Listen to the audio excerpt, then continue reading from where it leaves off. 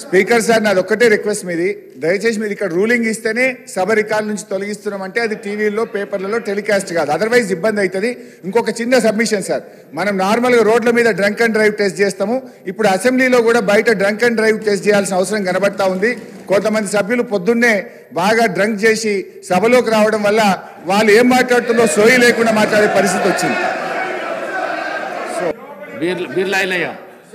ఒక్క నిమిషం అధ్యక్ష, గౌరవ మాజీ మంత్రి వారు మాట్లాడింది మరి వాళ్ళు వాళ్ళ ప్రతిపక్ష నాయకుని ఉద్దేశించి మాట్లాడినట్టున్నారు.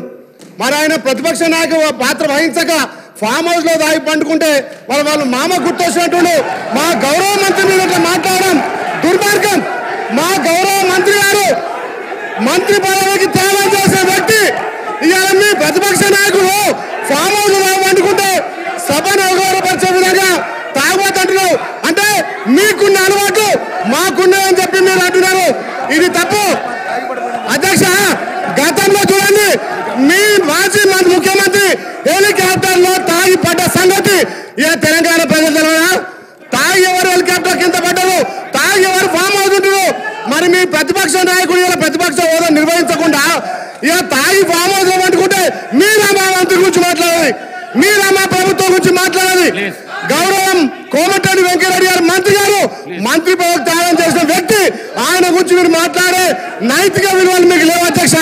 మీ లెక్క మీ అగ్గిపెట్టి హరీష్ రావు లెక్క ఈ మాట్లాడడం దుర్మార్గం అధ్యక్ష. అది రికార్డుల నుంచి తప్పకుండా తొలగించాలి.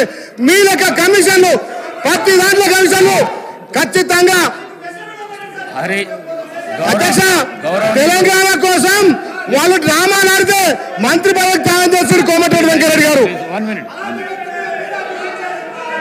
హరీష్ రావు గారు మాట్లాడిన మాటలు కానీ మరి గౌరవ సభ్యులు బీర్ల ఐలయ్య మాట్లాడిన మాటలు కానీ రెండొట్టున రికార్డుల నుంచి తొలగించడం అయింది. కోమటిరెడ్డి